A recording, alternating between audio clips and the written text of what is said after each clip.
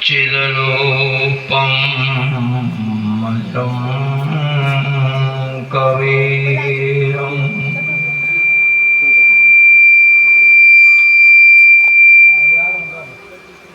कबीरं नाम परमं पुनीतम् छोड़ दीजिए, बार बार छड़िए नहीं।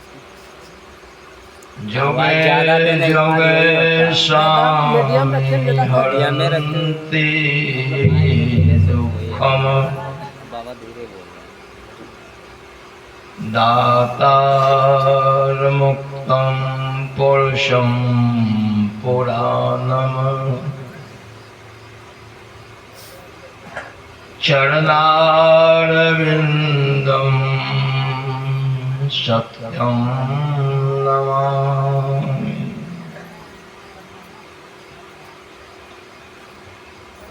वंदनीय अर्चनीय पूजनीय मुद मंगलमय संत समाज,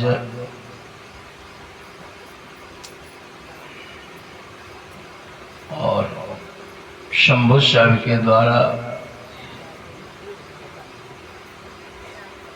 इस वार्षिक सत्संग समारोह में उपस्थित भाइयों माताओं,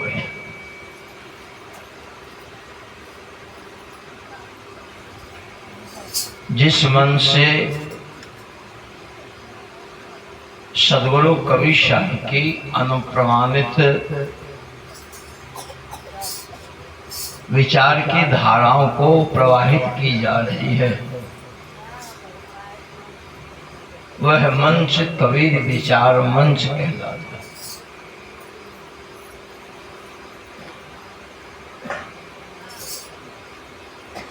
जिस विचार को सद्गुरु कबीर साहब ने बेजक के माध्यम से कहा, करहु विचार जो सब दुख जाए,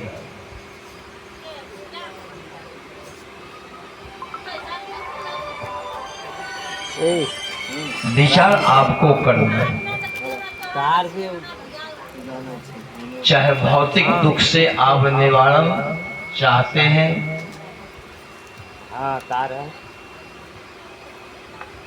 या आध्यात्मिक दुख से निवारण चाहते हैं, कौन है? दोनों पक्षों का पक्षधर आप हैं। लगेगा आते तब ना। आप विचार करेंगे तो भौतिक दुख भी आपका बदल सकता है, और आध्यात्मिक सुख को चाहते हैं तो आपके विचार ही बदल सकता है। बदलने वाला, आपको सुख देने वाला और आपको दुख देने वाला दूसरा कोई नहीं। इस बात को आप पक्की मान लें। कोई यदि कहता है भगवान हमें दुख देता है,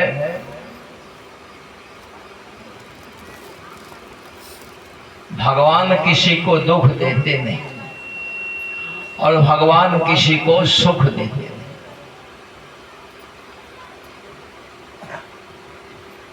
संत पथिक ने कहा है, जीवन में जो दुख देखते हो निज दोषों के ही कारण,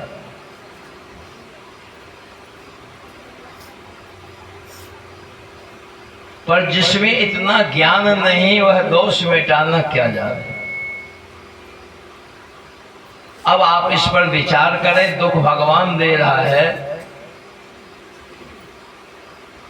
सुख भगवान दे रहा है। यदि आप गांजा भांग धतूरा नशीले पदार्थ को खाते हैं तो क्या भगवान आपको कह रहा है कि शराब पियो? कह रहा है क्या? और कोई नहीं पीता है तो क्या भगवान कह रहा है कि तुम शराब मत पियो?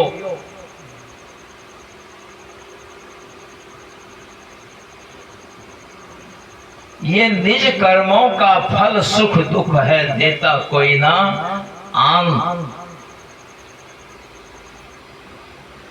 कोई सुख दुख देने वाला नहीं है।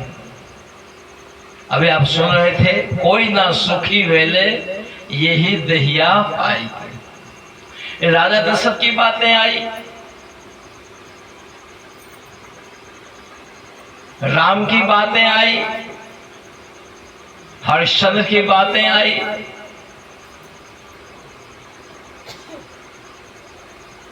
इन सारे लोगों जो महारथी थे,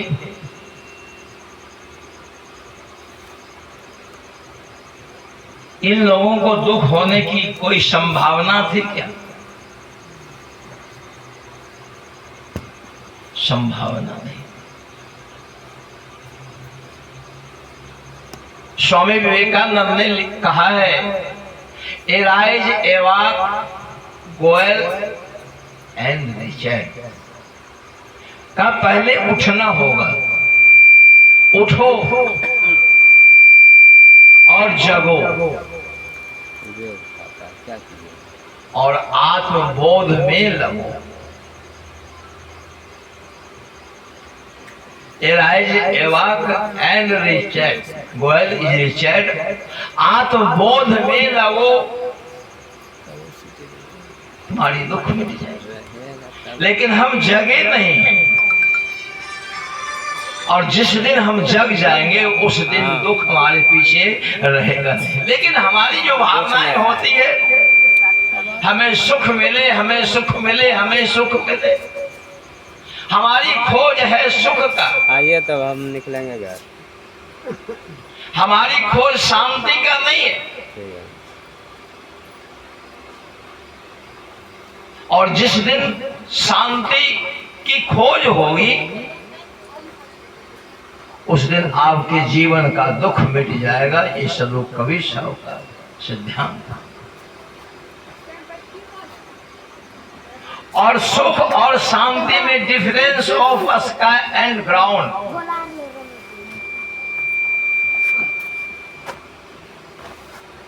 सुख मिलेगा, ऐश्वर्य मिलेगी, आपके श्रम के ऊपर। आपका श्रम ठोस है, 10 तल्ले का बिल्डिंग मिलेगा। आपका श्रम ठोस है, स्कॉर्पियो रहेगा दरवाजे पर, फॉर्च्यूनर रहेगी, अन्न बाहरे रहेगी, और 1000 रुपये मीटर वाला कपड़ा पहनोगे।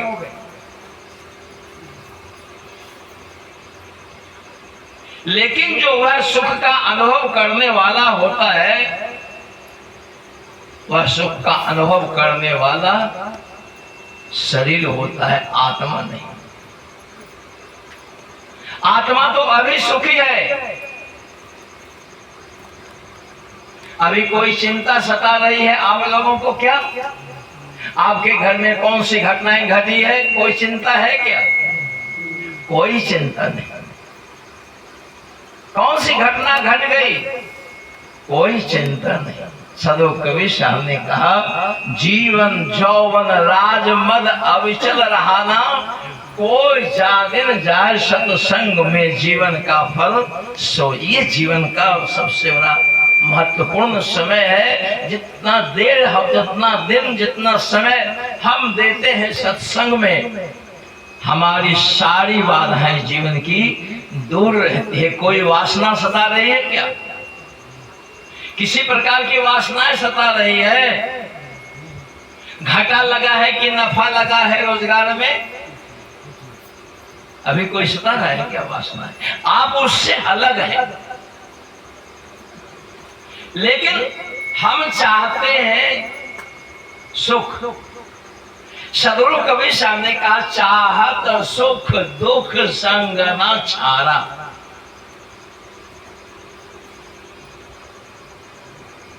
चाहत सुख और दुख संग न छारा।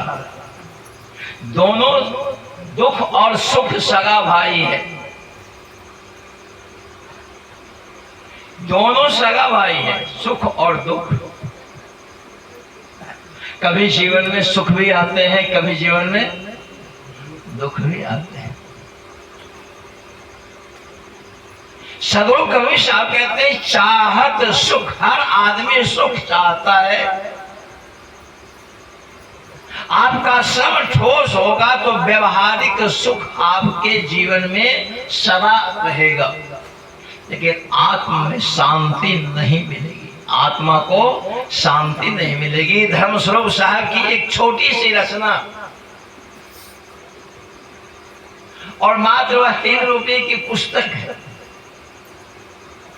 सभी के पास में होगा, शब्द प्रकाश कौन नहीं जानता है। और उस पुस्तक में इतनी महत्वपूर्ण की बातें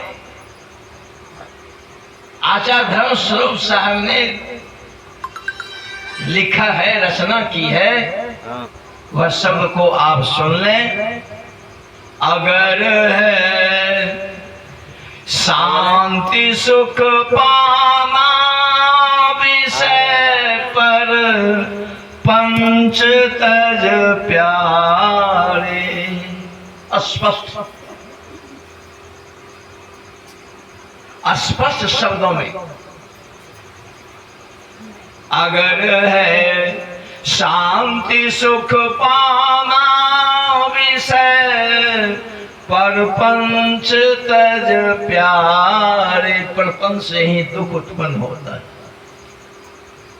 प्रपंच आपके पास में रहेगा, राग आपके पास में रहेगा, द्वेष आपके पास में रहेगा, तो दुख तो होगा ही।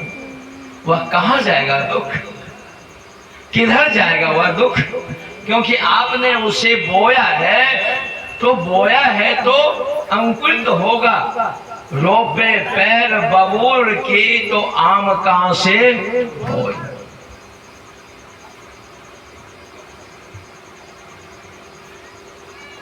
सारे के सारे दुख हमारे जीवन में जो होते वह मेरे ही दोषों का कारण है, पर हम इस दोष को समझ पाते नहीं। और इस दोष को जिस दिन हम समझ लेंगे, जिस दिन हमारी भ्रांतियां मिट जाएगी, हमारे जीवन में शांति मिलेगी।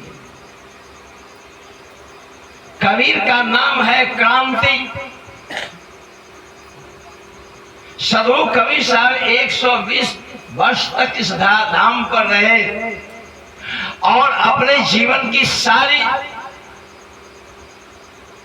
दुष्प्रवृत्तियों से क्रांति करते रहे। जैसे किसान अच्छे फसल के लिए निकाई करते हैं, तमौनी करते हैं, खरपतवार घर खेत से निकाल देते हैं कि मेरा फसल अच्छा हो। सदगुरु कबीर साहब ने भी अपने जीवन काल तक सारी वासनाओं से क्रांति करते रहा, इसलिए सदगुरु कबीर का नाम है क्रांतिकारी कबीर। आपने जाना होगा, सुना होगा। सदगुरु कबीर किसी मानव समाज से क्रांति नहीं की। उसे ना चीन से जरूरत है, ना पाकिस्तान से जरूरत है, ना हिंदुस्तान से जरूरत है। उसे जरूरत है अपने जीवन की सारी वासनाओं को मिटा देने का, और सारी वासनाओं से अपने को क्रांति करते रहे। इसलिए क्रांतिकारी सदगुरु कहलाए और कबीर का नाम है क्रांति। करोगे जीवन की सारी वासनाओं से क्रांति तो मिटेगी जीवन की सारी भ्रांति, और जब तक ना मिटेगी जीवन की भ्रांति तो कभी ना मिलेगी जीवन में शांति, कभी ना मिलेगी जीवन में शांति। यह मंच विचार का मंच है। कबीर साहब कहते नहीं कि मेरे नाम का तू जाप कर, कहा तो अपने आप आत्म स्वरूप में उतर जाओ, अपने निज स्वरूप में उतर जाओ। अभी आपने सुना हमारे वशिष्ठ साहब कह रहे थे, मृदुवाणी और सुंदर वार्ता सभी गुणों की खान है, और प्रेम की गंगा बहे जहां पर वह घर क्या है? स्वर्ग। स्वर्ग का मतलब क्या है? उसे हम संधि विच्छेद करें, उसे हम संधि विच्छेद करें। यह आपके विचारों की सबसे बड़ी उपलब्धि होगी, चाहे वह महिलाएं वर्ग की हो या पुरुष वर्ग का हो। ये सबसे बड़ी आपके विचारों की उपलब्धि होगी। आखिर स्वर्ग है क्या और प्रेम है क्या? स्वर्ग शब्द को हम जब दो भागों में संधि विच्छेद करते हैं तो स्वर जोड़ वर्ग होता है। स्वर जोड़ वर्ग। स्वर का मतलब होता है अपने में, गो में होता है गमन करना, अपने आप में गमन करो, अपने आप में गमन करो। और एक छोटी सी पुस्तक, उसी पुस्तक में आचार्य धर्मस्वरूप साहब ने लिखा है कि सत्संग होता है 1 मिनट का और अकेले में होता है सत्संग, समूह में सत्संग होता नहीं। समूह में सत्संग होता नहीं है। आप उस पुस्तक में पढ़ा होगा, नित बैठ शांत एकांत में निरखे प्रवृत्ति विलास को, दशा में चेतन भिन्न ऐसा यत्न करनी चाहिए। कितनी मोस्ट इम्पोर्टेंट, सबसे महत्वपूर्ण की बातें आचार्य धर्मस्वरूप साहब ने इस समाज को दिया। नित बैठ शांत एकांत में, ये नहीं कहा कि समूह में, कहां कहा? एकांत। नित बैठ शांत एकांत में निरखे प्रवृत्ति विलास को। बस इतना सही, एक ही हम लाइन को ले और ज्यादा लेना नहीं है। निरखे प्रवृत्ति विलास को। भाव यह है सदगुरु धर्मस्वरूप साहब का, अकेले में बैठ जाओ और 24 घंटे का रात दिन होता है। रात तो कितना दिन का है? 12 घंटे का रात और 12 घंटे का दिन। 12 घंटे में कुछ समय निकाल लो, सायंकाल में 24 घंटे में समय निकाल लो और उस पर तो विचार कर कि आज मैंने इस 24 घंटे के अंदर किसके लिए मैंने बुराई सोचा, किसके प्रति मैंने राग किया, किसके प्रति मैंने द्वेष सोचा।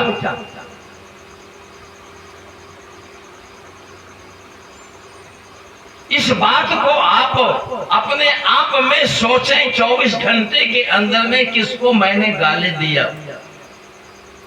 यानी प्रवृत्तियां जो हमारी है, यह दुष्प्रवृत्तियां को कब कब पकड़ा, उस दुष्प्रवृत्तियां को आप उलट करके देखें और आपको अनुभव होगा कि मैंने आज राजू साहब से 10 रुपये ठग लिया। ये आपका ईमानदारी कहेगा। कबीर साहब कहते हैं, कबीर आप ठगाइए और न ठगिए कोई, आप ठगे सुख होता है और ठगे दुख होए। परिणाम उल्टा आएगा आपका। अगर किसी का आपने ठगाई किया है, किसी के प्रति बुराई सोचा है, तो आपका ये दिल गवाह देगा।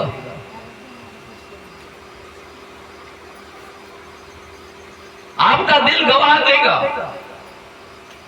और उस गवाह को आप अपने साथ रख करके उस दिन से आप गलती करना छोड़ दिया तो ये सत्संग हो गया। बोलिए सदगुरुदेव की जय। ये सत्संग, इससे सत्संग कहते हैं। अपनी प्रवृत्तियों को देखें, हमारी प्रवृत्तियां कहां जा रही हैं, और जब इस प्रवृत्तियां को आप घूम करके देखेंगे तो आज वाल्मीकि एक खूंखार डाकू रत्नाकर महान हो गया। एक रत्नाकर डाकू महान हो गया। जब घूम करके पीछे लौटा, और वाल्मीकि रामायण में लिखा है उल्टे नाम जपत जग जाना, अब वाल्मीकि है ब्रह्म समाना। लोगों का ये ध्येय है, लोगों का ये सोच है। वाल्मीकि इतना पापा तमा उनकी हो गई थी कि उनके मुंह से राम शब्द निकल नहीं रहा था। हमारी सोच है, लेकिन बातें ऐसी नहीं है। जब संतों के द्वारा उसके ज्ञान को जगाया गया, कहा तुम्हारी पत्नी है, तुम दुष्कर्म करके खिलाते हो, जा भागीदारी पूछ पत्नी से, बनेगा तुम्हारा परिवार बनेगा। जाकर के पत्नी से पूछा, कहा प्रिय मैं सारे दुराचार करके तुम्हें खिलाता हूं, इसके जो प्रायश्चित बनेंगे क्या इसका भागीदारी बनोगी ना? पत्नी कही प्रिय तुमने मुझे हाथ पकड़ करके लाया है,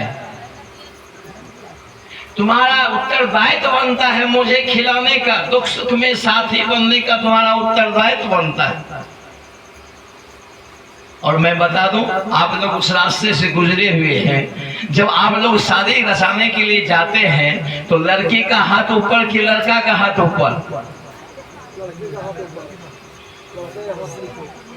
लड़की के नीचे, लड़की का। इसका मतलब क्या होता है समझ जाए आप। अब आप समझें खुद, आपका ये विवेक काम करेगा। चलो कभी साहब कहते हैं विचार करो, सारी दुखों का निवारण तुम करने वाले हो, कोई भगवान नहीं, ईश्वर अल्लाह गौर नहीं, कभी साहब भी नहीं। ये तुम्हारे विचारों से ही सारी निवृत्तियां हो जाएगी दुखों की। लेकिन हम विचार करने से पीछे रह जाते हैं। मैंने कहा जब आप शादी रचाते हैं तो लड़कियों का हाथ ऊपर रहता है, इसका मतलब क्या होता है? कभी आपने निष्कर्ष निकाला है? निष्कर्ष निकाला है? कभी सोचा है? कभी विचारा है? नहीं विचारा है। इसका मतलब होता है, इसका अर्थ होता है, लड़का कह रहा है कि मेरा हाथ नीचे है और तेरा हाथ मैं पकड़ रहा हूं, तुम्हारे दुख सुख में मैं साझेदारी रहूंगा, चलो मेरे साथ। बात समझ गई? बात समझे? ये किसकी उपलब्धियां हैं? ये विचारों की उपलब्धियां हैं। इसलिए विचारकों ने कहा है, भारत के सुप्रसिद्ध दार्शनिक संत कन्फ्यूशियस ने कहा है, control your thoughts you will control your life. पहले कंट्रोल तो कर ले तू विचार को, विचारों को तू तो कंट्रोल कर ले। अभी मन में होगा सत्संग के बीच सभा से उठ करके चल दीजिएगा, क्या यह विचार है? कभी यह हो रहा है कि हम बीच सभा से उठ करके क्यों जाएं? कभी विचारा है आपने कि मेरी बेइज्जती होगी? कभी विचारा है? लेकिन नहीं, मन करता है तो मन के पीछे आप चल देते हैं। मन का कहा न कीजिए, मन है पक्का छोड़ ले लिया में जाएगा देगा बीच में छोड़। कहीं का आप नहीं रह जाएंगे, कहीं का हम नहीं रह जाएंगे विचार के बिना। जो विचार हमारे जीवन में सबसे बड़ा स्तंभ है, उस विचारों को हम कंट्रोल नहीं कर पाते हैं। कन्फ्यूशियस ने कहा कंट्रोल योर थॉट्स, अपने विचारों को कंट्रोल कर लो तो कंट्रोल योर लाइफ, तुम्हारा जीवन कंट्रोल हो जाएगा। देखिए चैलेंज कर रहा है, ये चैलेंज है कन्फ्यूशियस का, ये चैलेंज है। पहले तो विचार को कंट्रोल कर ले। मैं बताऊं, एक उदाहरण दो। अगर कोई शराबी है, शराब पी रहा है, उसके बाल बच्चे पत्नियां भूखे रह रही है, और किसी सज्जन के द्वारा कहा गया बेटा तुम शराब मत पी, तेरे बाल बच्चे भूखे रहते हैं, पत्नियां की दुर्दशा होती है, आज से शराब पीना बेटा बंद कर दे। और उन सज्जनों की बातों को अगर मान लिया, उसका विचार एक्सेप्ट कर लिया और उस दिन से शराब पीना छोड़ दिया, तो पैसा किसके पास में रहेगा? किसके पास में रहेगा? बताने वाले के पास में जाएगा। शराब मेरे पास रहेगा। लाभ किसको मिला? लाभ किसको मिला? कि बताने वाले सज्जन को? बताने वाले सज्जन को लाभ कुछ नहीं मिला, बशर्ते वह दिशा को निर्देश कर दिया। और जिसकी दिशा सही होगी उसकी दशा भी सही होगी। जिसकी दिशा सही हो जाए उसकी दशा भी सही होगी। और उस दिशा की निगरानी करने वाला आपका विचार है। सदर अभिलाष साहब की एक छोटी सी पुस्तक है, आप किधर जा रहे हो? छोटी सी पुस्तक है। उस पुस्तकों को आप पढ़ें। तो मैं कह रहा था, आज आपके विचारों की आवश्यकता है कंट्रोल करने की।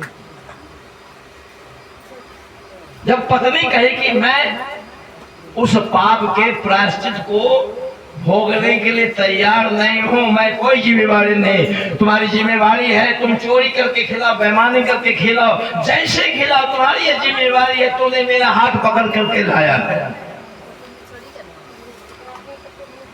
संबंध आके टूट गया। कर्म में कोई संबंध नहीं। पत्नी करेगी पत्नी भोगेगी, पति करेगा पति भोगेगा। कर्म में कोई हिस्सेदारी नहीं। ये आपके विचारों की सबसे बड़ी उपलब्धि है। और उसके जब विचार बदलते हैं, माँ को पूछा, माँ भी वही कही, बेटा मैं तो तुम्हें पैदा किया था 2 रोटी का सहारा, मेरी वृद्धा अवस्था में तो 2 रोटी का सहारा बनेगा और मैं जर्जर हो रही गई हूँ और तू मेरे ऊपर पाप का बोझ देने आया है। बेटा मैं इस बोझ का वाहन नहीं कर सकती हूँ, अर्थात भार मैं ले नहीं सकती हूँ। माँ की ओर से लगा तमाचा और तीसरा तमाचा लग गया कहाँ? तो पिता की ओर से। 3 व्यक्ति हैं, तीनों व्यक्ति की ओर से लगा तमाचा। उसके विचार में परिणत हुआ। गोस्वामी लिखा है कि पूर्व पुंज बिनु मिलहि न संता, सतसंगत संस्कृति कर अंता। कि पूर्व के पुंज बिना, पूर्व के संस्कार के बिना मेरे प्यारे भाइयों आपके सत्य पथ पर चलने में मन नहीं लगेगा। पूर्व पुंज बिनु मिलहि न संता, सत्संगति संस्कृति कर अंता। संतों के पास इतना पावर है, आपके नए जीवन का निर्माण कर देगा। और वह रत्ना का नया जीवन निर्माण हुआ। आया सत्य ऋषि के चरणों में गिरा, कहा बेटा बताओ क्या हुआ? कहा दुनिया में किसी का कोई नहीं। कहा बेटा मैं तुम्हें कहा था कोई नहीं, तो एक काम कर, तो इसी जगह राम राम करते रह जाओ। जपन करते रह गया। लोग कहते हैं उल्टे नाम जपत जग जाना। अपने जीवन भर 65 वर्ष की अवस्था तक वह रत्नाकर खूंखार डाकू दुष्कर्म कर रहा था, लूट कर रहा था, लोगों को मारता था, छीन छोड़ करता था।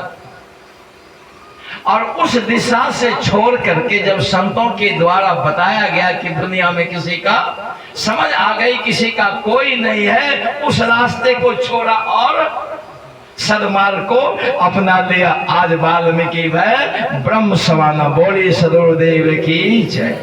आज ये विचारों की सबसे बड़ी उपलब्धि है। और इन उपलब्धियों को अगर हम समझते हैं तो आपके जीवन में भी बदलाव होगा। कंट्रोल योर लाइफ, तुम्हारा जीवन बदल जाएगा। Order your thoughts and you will order your life. जब तुम विचारों पर हुक्म चलाओगे तो तुम्हारा विचार तुम्हारे हुक्मानुसार चलेगा, और विचारों के अंदर में एक ऐसी शक्ति है जो आपके नए जीवन का निर्माण कर देगा। आज वाल्मीकि का नए जीवन का निर्माण हो गया ना। आज वाल्मीकि पूजे जाते हैं। वाल्मीकि है ब्रह्म समाना। ब्रह्म का मतलब क्या होता है? ब्रह्म का मतलब होता है हर प्राणी में आत्मा को समझना मेरे समान। आज एक विचारों की सबसे बड़ी उपलब्धि है, और इन विचारों को हम कंट्रोल करें। तब कंट्रोल आप करेंगे, स्वयं में गमन करेंगे। सर का मतलब होता है स्वयं न, होता है अपना, अपने में गमन करना कि हमसे कौन सी गलतियां हो गई, और उस गलती को आप में छोड़ देना है। स्वर्ग हो गया, स्वर्ग हो गया। प्रेम पाठ का चोलना पहिर कबीरू नाच, पानी पे दिन हो ताश को जो तनमन बोले साँच। चलो कवि साहब कहते प्रेम पाठ का चोलना पहिर कबीरू नाच। हम तो सोचते हैं किसी लड़की से प्रेम हो गया तो हो गया प्रेम, इसी को हम लोग प्रेम पूछते हैं। लेकिन जब लड़की से प्रेम होता है तो उसको हम प्रेम नहीं कहते हैं, उसको मोहब्बत कहते हैं। वह प्रेम नहीं कहलाता है। सद्गुरु का प्रेम है आत्मा से आत्मा का प्रेम, आत्मा से आत्मा का प्रेम। और जिस दिन आत्मा से आत्मा का प्रेम हो जाएगा तो ये तमाम सारे दुनिया ऐसी दिखाई देगी, ये मेरी माँ है, ये मेरी बहन है, ये मेरी बेटी है। ऐसी भावनाएं आपके अंदर में जगेगी तो फिर आपके साथ कौन बुराइयां आएगी? आएगी कोई बुराइयां? जब हमारे अंदर में दुष्प्रवृत्तियां जगती है। आचार्य श्री राम शर्मा ने कहा है कि गुरुवर मुझे बता दो, बताओ किसके शरण में जाऊं, किसके शरण में गिरकर मन की व्यथा सुनाऊं, गुरुवर मुझे बता दो।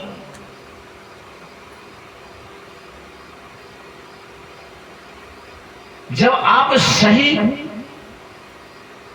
गुरु के उपदेशों को समझेंगे, एक्सेप्ट करेंगे, स्वीकार करेंगे उनके विचारों को, तो आपकी दशा और दिशा दोनों बदल जाएगी। फिर आपके पास दुख रहेगा ही। हम चाहते हैं सुख, हम चाहते हैं सुख।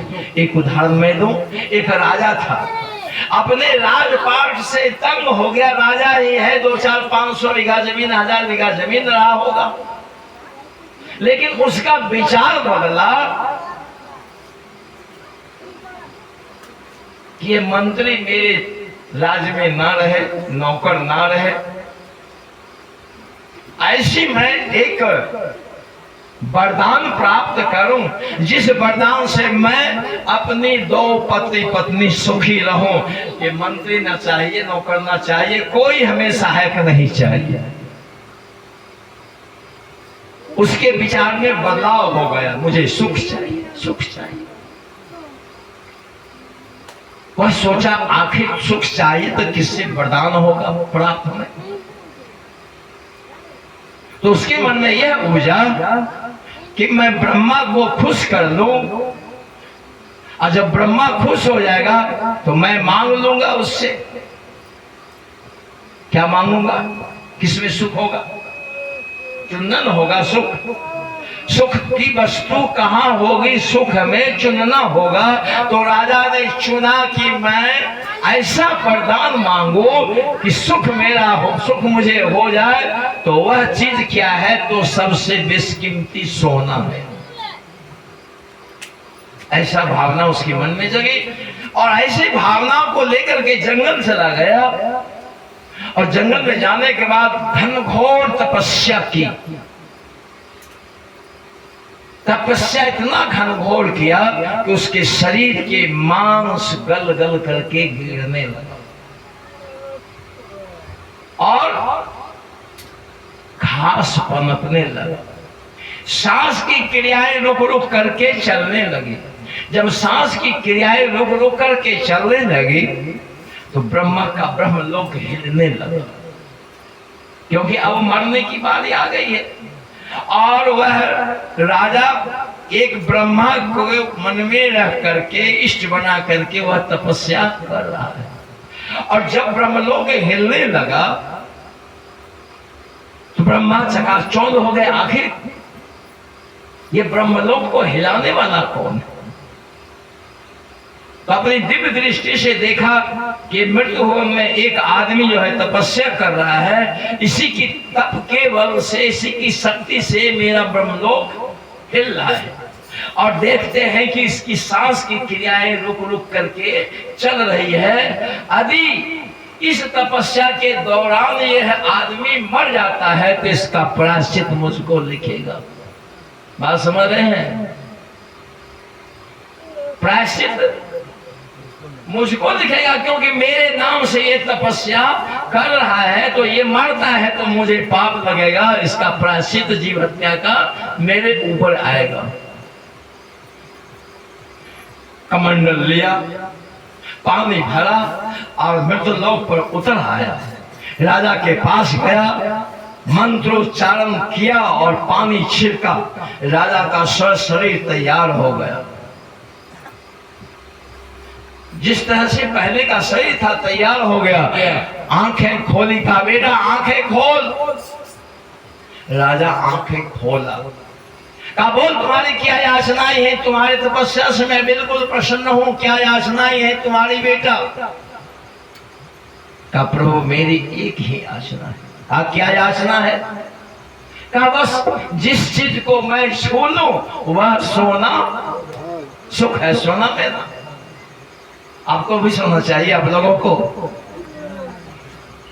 न चाहिए। बोलिए सदगुरु देव की।